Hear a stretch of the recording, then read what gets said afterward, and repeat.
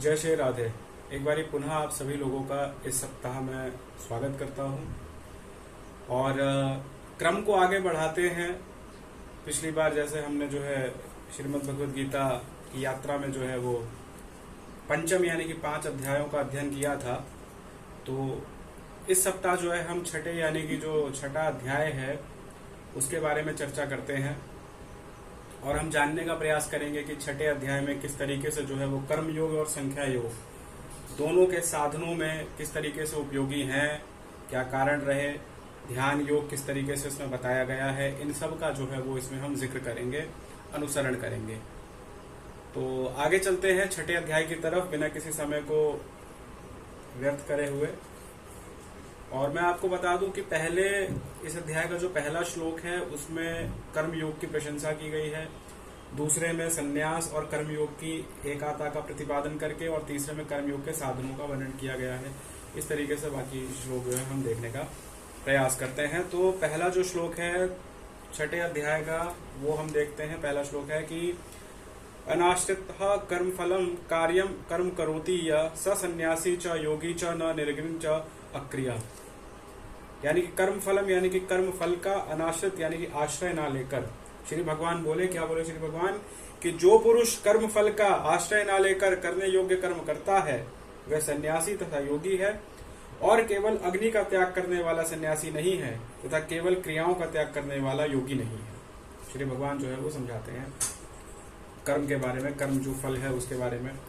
आगे और कहते हैं श्री भगवान अर्जुन को और बताते हैं और इसका वर्णन करते हैं कि हे अर्जुन, जिसको सन्यास ऐसा कहते हैं उसी को तू योग जान, क्योंकि संकल्पों का त्याग ना करने वाला कोई भी पुरुष योगी नहीं होता। कर्मयोग की प्रशंसा तो कर दी, अब उसके साधन क्या है? तो उसके साधन क्या है? योग में आरूढ़ होने की इच्छा वाले मननशील पुरुष के लिए योग की प्राप्ति में निष्काम भाव से कर्म करना ही हेतु कहा जाता है, और योगारूढ़ हो जाने पर उस योगारूढ़ पुरुष का जो सर्व संकल्पों का अभाव है वही कल्याण में हेतु कहा जाता है। जिस काल में ना तो इंद्रियां भोगों में और ना कर्मों में ही आसक्त होता है, उस काल में सर्व संकल्पों का त्यागी पुरुष योगारूढ़ कहा जाता है। अपने द्वारा अपना संसार समुद्र से उद्धार कर और अपने को अधोगति में ना डाल, क्योंकि यह मनुष्य आप ही तो अपना मित्र है और अपने आप ही जो है वो अपना शत्रु है। जिस जीवात्मा द्वारा मन और इंद्रियां सहित शरीर जीता हुआ, उस जीवात्मा तो वह आप ही मित्र है। जिसके द्वारा मन तथा इंद्रिया शरीर नहीं जीता गया है, उसके द्वारा वह आप ही शत्रु के सदृश शत्रुता में बताया गया है। सर्दी गर्मी सुख दुख आदि में, मान में अपमान में जिसको अंतःकरण की वृत्तियां भली भांति शांत है, ऐसे स्वाधीन आत्मा वाले पुरुष के ज्ञान में सच्चिदानंद घन परमात्मा सम्यक प्रकार से स्थित है, अर्थात उसके ज्ञान में परमात्मा के सिवा अन्य कुछ है ही नहीं। ये बताते हैं श्री भगवान। जिसका अंतःकरण, आगे और बताते हैं मन और इंद्रियों के बारे में बताते हैं कि जिसका अंतःकरण ज्ञान विज्ञान से तृप्त है, जिसकी स्थिति विकार रहित है, जिसकी इंद्रियां भली भांति जीती हुई है, जिसके लिए मिट्टी पत्थर और सुवर्ण सम्मान है, वह योगी युक्त अर्थात भगवत प्राप्त है, ऐसा कहा जाता है। मित्र वैरी उदासीन मध्यस्थता द्वेष बंधुगणों में, धर्मात्मा में, पापियों में भी समान भाव रखने वाले अत्यंत श्रेष्ठ हैं। मन और इंद्रियां सहित शरीर को वश में रखने वाले आशा रहित और संग्रह रहित योगी अकेला ही एकांत स्थान में स्थित होकर आत्मा को निरंतर परमात्मा में लगावे।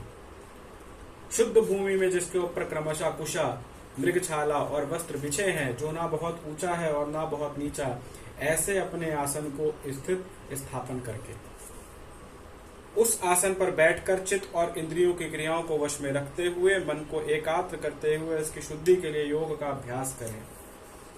काया, सिर और गले का समान एवं अचल धारण करके स्थिर होकर अपनी नासिका के अग्रभाग पर दृष्टि जमाकर अन्य दिशाओं का न देखता हुआ ब्रह्मचारी व्रत में स्थित भय रहित भलीभांति शांत अंतःकरण वाला सावधान योगी मन को रोककर मुझ में चित्त वाला और मेरे परायण होकर स्थित हो गए। ये बताते हैं श्री भगवान। और आगे क्या कहते हैं श्री भगवान?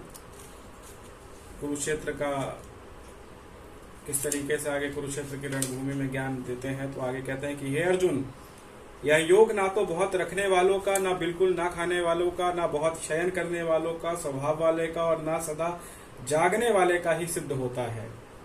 दुखों का नाश करने वाला योग, जो यथा योग्य आहार विहार करने वाला, कर्मों से यथा योग्य चेष्टा करने वाला और यथा योग्य सोने तथा जगाने वाले ही सिद्ध होता है।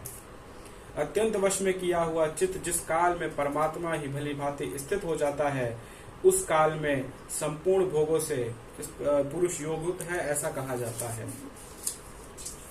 जिस प्रकार वायु रहित स्थान में स्थित दीपक चलायन नहीं होता है, वैसे ही परमात्मा के ध्यान में लगे हुए योगी के जीते हुए चित्त कहीं गए हैं।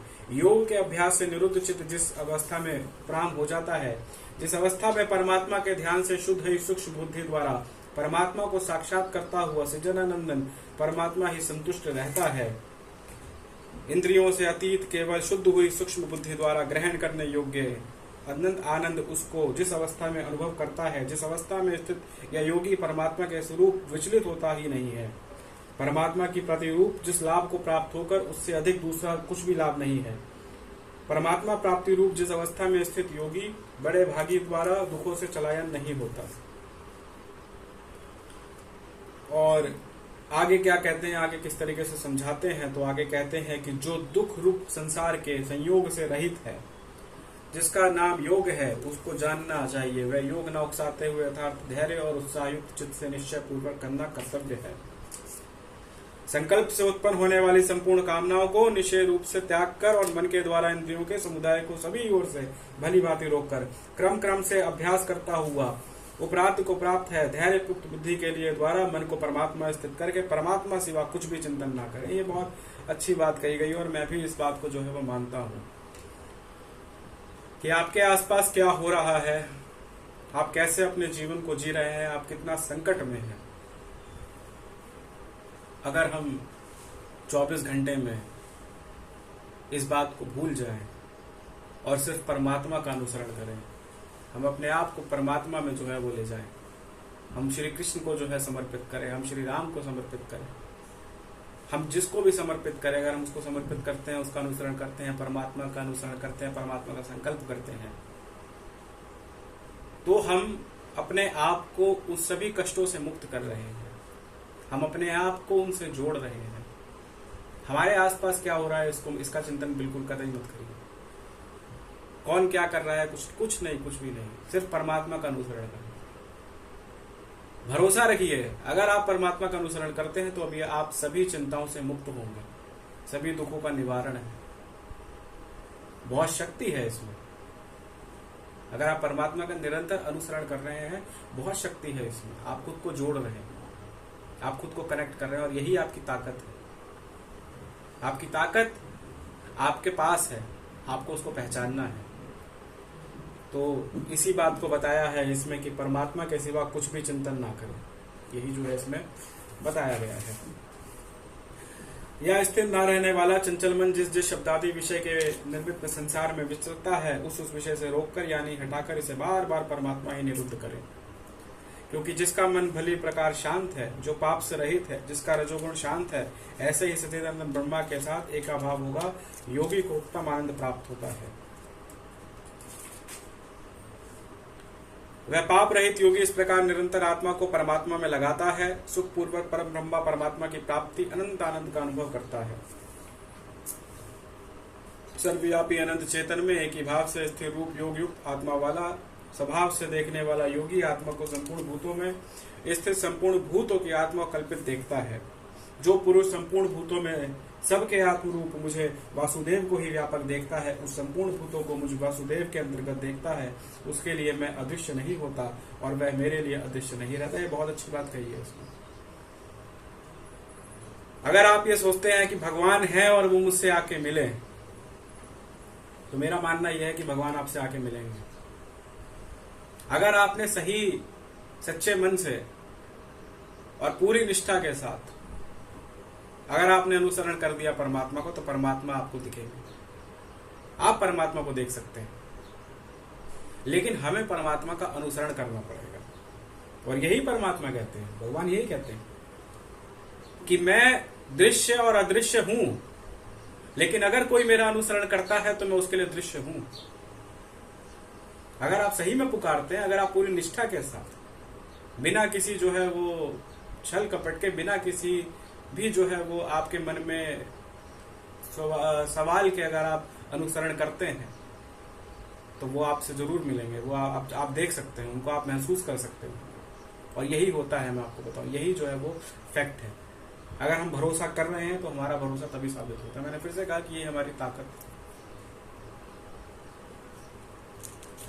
तो इसी चीज को बताया गया है। और आगे चलते हैं इसी में।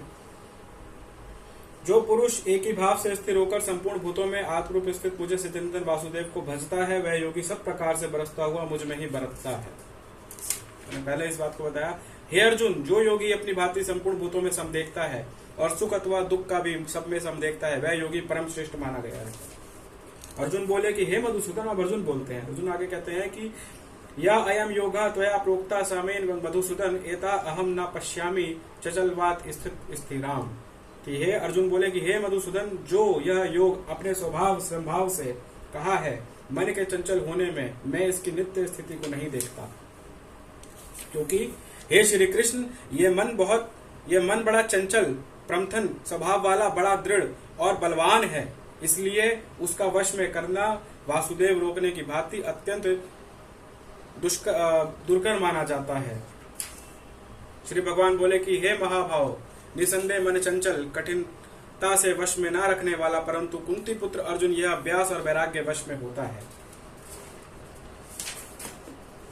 जिसका मन वश में किया हुआ नहीं है, ऐसे पुरुष द्वारा योग दुष्प्राय है, और वश में किया हुआ मन वाले प्रयत्नशील पुरुष द्वारा साधन उसका प्राप्त होना सहज है। यह मेरा मत है। श्री कृष्ण बोलते हैं। अर्जुन बोले कि हे भगवान, हे श्री कृष्ण, जो योग में श्रद्धा रखने वाला है किंतु संयमी नहीं है, इस कारण जिसका मन अंतकाल में योग से विचलित हो गया है, ऐसा साधक योग की सिद्धि को अर्थात भगवत साक्षात्कार न प्राप्त होकर जिस गति को प्राप्त होता है। हे महाभाव, क्या यह भगवत प्राप्ति के मार्ग में मोहित और आश्रय रहित पुरुष छिन्न भिन्न बादल की भांति दोनों ओर से भ्रष्ट होकर नष्ट तो नहीं हो जाता?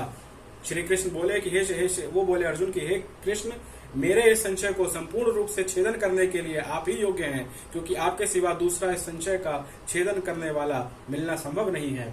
श्री भगवान क्या बोलते हैं? अर्जुन जब ये बात पूछते हैं तो श्री भगवान क्या बोलते हैं? श्री भगवान कहते हैं कि हे पार्थ, उस पुरुष का ना तो इस लोक में नाश होता है ना परलोक ही, क्योंकि हे प्यारे, आत्मा द्वारा के लिए अर्थात भगवत प्राप्ति के लिए कर्म करने वाला कोई भी मनुष्य दुर्गति को प्राप्त नहीं होता। जो भगवान की प्राप्ति के लिए अपना अनुसरण कर रहा है, जो भगवान का जो है वो निरंतर जाप कर रहा है, तो ऐसे कर्म करने भगवत प्राप्ति के लिए कर्म करने वाले कोई भी मनुष्य जो है वो दुर्गति को प्राप्त नहीं होता। ये श्री कृष्ण बताते हैं। और वो आगे कहते हैं कि योग भ्रष्ट पुरुष पुण्य के लोगों के यथार्थ उत्तम लोकों का प्राप्त होकर उनमें बहुत वर्षों तक निवास करके फिर शुद्धि आचरण करने वाले श्रीमान पुरुषों के घर में जन्म लेता है। अथवा वैराग्यपूर्ण पुरुष उन लोकों में ना जाकर ज्ञान योगे कुल में जन्म लेता है, परंतु इस प्रकार यह जन्म है संसार में निसंदेह अत्यंत दुर्लभ है। वहां उस पहले शरीर में संग्रह किए हुए बुद्धि संयोग तथा समबुद्धि योगों का संस्कारों का अनायास प्राप्त होता है। हे कुरुनंदन, उसके प्रभाव से वह परमात्मा की प्राप्ति रूप सिद्धि के लिए पहले से भी बढ़कर प्रयत्न करने वाला है। वह श्रीमानों के घर में जन्म लेने वाला योग भ्रष्ट पराधीन हुआ भी उस पहले के अभ्यास से ही निसंदेह भगवान की ओर आकर्षित किया जाता है। समबुद्धि रूप योग का जिज्ञासा भी वेद में कहे हुए समकामों के फलों का उल्लंघन कर जाता है, परंतु प्रयत्न पूर्वक अभ्यास करने वाले योगी तो पिछले अनेक जन्मों के संस्कार इसी जन्म में संसति होकर संपूर्ण पापों से रहित होकर तत्काल परमा गति को प्राप्त हो जाता है। योगी तपस्वियों से श्रेष्ठ है, शास्त्र ज्ञानियों से भी श्रेष्ठ माना गया है, और सकार कर्मों करने वालों से योगी श्रेष्ठ है। इसलिए हे अर्जुन, तू योगी है। कहते हैं कि इसलिए हे अर्जुन, तू जो है वो योगी है। और अंतिम जो बात है छठे अध्याय की, जो कहते हैं कि योगी नाम अपि सर्वेशान मदगेतन अंतरात्मा श्रद्धावान भजते या मामा स में युक्तम प्रथा। संपूर्ण योगियों में जो श्रद्धावान योगी मुझ में लगे हुए हैं, अंतरात्मा मुझको निरंतर भजता है, वह योगी मुझे परम श्रेष्ठ मान्य है। ये बताते हैं श्री कृष्ण। तो इसी के साथ हमने जो है वो आज जो है छठा अध्याय जो है वो श्रीमद् भगवद गीता का छठा अध्याय जो है हमने यहाँ पे आज जो है वो समाप्त किया। छठा अध्याय हमने अनुसरण किया और हम जो है इसके बाद 7वें अध्याय की तरफ जो है वो अगले सप्ताह बढ़ेंगे। उम्मीद करता हूँ कि हम निरंतर इस अध्याय में जुड़े हैं, खुद को महसूस कर रहे हैं। और मैं फिर से आपसे कह रहा हूँ कि जैसा कि श्रीमद् भगवद गीता के इस अध्याय में कहा गया कि मैं दृश्य और अदृश्य हूँ, लेकिन जो भगवत प्राप्ति के लिए अपना कर्म जो है वो कर रहा है, मैं उसके लिए सदैव जो है वो दृश्य में हूँ, मैं उसको सदैव जो है वो मिलता हूँ। तो हमारा भरोसा, हमारी शक्ति वो हमारे ऊपर तय करती है कि हम किस पे कितना भरोसा कर रहे हैं, हम भगवान पे कितना भरोसा कर रहे हैं, हम भगवान का कितना अनुसरण कर रहे हैं और किसके कैसे अनुसरण कर रहे हैं। निष्ठा के साथ बिना किसी सवाल के हम भगवान का अनुसरण कर रहे हैं, भगवान का जप कर रहे हैं, तो निरंतर जो है वो भगवान हमको जो है वो दिखते हैं, हम मिलते हैं भगवान से, हम भगवान से बात करते हैं और यही हमारी शक्ति है। भगवत प्राप्ति के लिए किया गया कार्य कभी भी जो है वो खाली नहीं जाता। हम जो है भगवान के कार्य में जो है अपना योगदान दे रहे हैं। तो उम्मीद करता हूँ आपको अच्छा लगा होगा। मैं आपसे मिलूंगा अगले सप्ताह। इसी क्रम को आगे बढ़ाएंगे 7वें अध्याय की तरफ। तब तक के लिए ध्यान रखिए, मुस्कुराते रहिए और श्रीमद् भगवद गीता के अध्याय को देखते रहिए। नमस्कार, जय श्री राधे।